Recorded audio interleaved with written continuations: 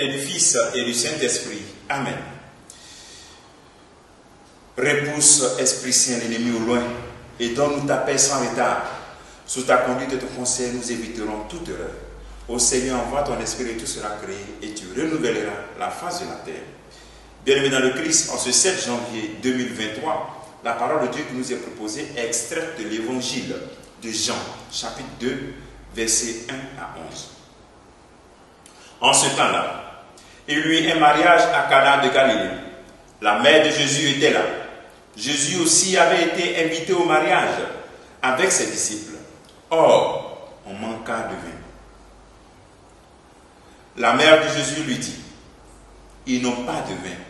Jésus lui répond, femme, que me veux-tu? Mon heure n'est pas encore venue.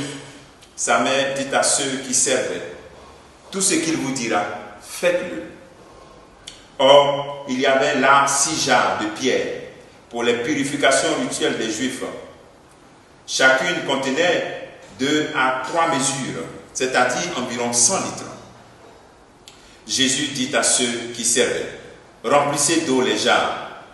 Et ils remplirent jusqu'au bord. Il leur dit, maintenant puisez et emportez-en au maître du repas. Ils lui en emportèrent. Et celui-ci goûta l'eau changée en vin, et il ne savait pas d'où venait ce vin. Mais ceux qui servaient le savaient bien, eux qui avaient puisé l'eau. Alors le maître du repas appelle le marié et lui dit, tout le monde sert le bon vin en premier. Et lorsque les gens ont bien bu, on apporte le moins bon. Mais toi, tu as gardé le bon vin jusqu'à maintenant. Tel fut le commencement des signes que Jésus accomplit. C'était à Cana de Galilée. Il manifesta sa gloire et ses disciples crurent en lui. Acclamons la parole de Dieu. Louange à toi, Seigneur Jésus. Bien-aimés dans le Christ, nous connaissons bien cet évangile que nous écoutons régulièrement, souvent dans les mariages, et que nous aimons bien pour montrer la puissance de l'intercession de la Vierge Marie et le Christ qui fait ses merveilles dans ce mariage. Et en parlant de la puissance de l'intercession de la Vierge Marie, je nous invite à travers cet évangile en ce jour de réviser notre dévotion mariale. Parce que cet évangile révèle un peu la dévotion mariale authentique. D'abord, il y a la présence. On voit que Marie est présente. C'est-à-dire qu'elle fait partie, on pourrait le dire, du comité d'organisation de ce mariage. Donc, prends Marie chez toi. Le chrétien n'est pas orphelin, il a Marie chez lui. Donc, d'abord, avoir Marie chez soi, c'est-à-dire prier avec elle. Ensuite, deuxième élément, lorsque Marie est avec nous à travers notre récitation du rosaire, elle est avec nous dans notre chapelet, dans nos invocations. Alors, lorsque nous avons Marie avec nous comme ça, nous devons savoir que cela doit aussi réjaillir dans notre vie. Avoir Marie chez nous, c'est imiter aussi son attitude, imiter ses valeurs, sa disponibilité, son sens du service et aussi son humilité. Voilà, dévotion, et puis on imite les vertus de la Vierge Marie.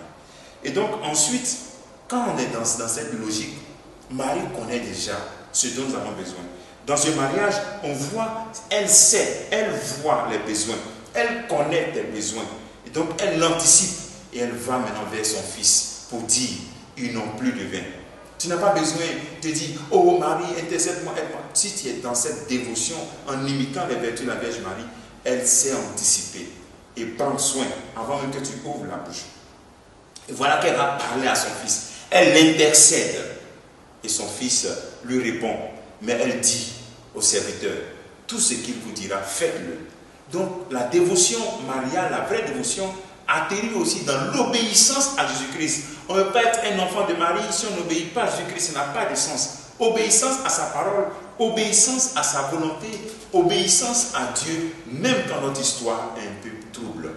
Donc voici où atterrit cette dévotion, à l'obéissance à Jésus-Christ. Et donc, cela permet que le Fils anticipe même son heure. Son heure n'est pas encore arrivée, mais il réalise ce premier signe dans l'évangile de Jean. Le Fils, donc, en réalisant ce miracle, par le signe du miracle, nous appelle aussi à quelque chose, à une rupture. On parle de 6 jarres pour l'ablution. Dans la tradition juive, il lavait les pieds, les mains quand il revenait. Et donc, c'est devenu maintenant les jarres de nouveau vin. Donc le Fils nous invite à la rupture des fausses traditions pour venir à la nouvelle tradition qui est Jésus-Christ lui-même, le nouveau maître, le bon vin. Et voici qu'on est dans cette dévotion, dans cette logique de la dévotion, de la présence. Et aussi laisser Marie anticiper, obéir à Jésus-Christ. Il sait réaliser le miracle et il y a l'abondance. On voit que le vin abonde. L'abondance, c'est cette joie, cette paix que tu ressens dans ton cœur. Même si tu n'as pas tout ce que tu veux, mais tu es heureux. Ce que tu peux réaliser comme travail ce jour, c'est de réviser ta dévotion mariale pour la rendre comme ce qui s'est passé dans le mariage de Cana. Que le Seigneur te bénisse, que nous bénisse tous en ce jour, au nom du Père et du Fils et du Saint-Esprit. Amen.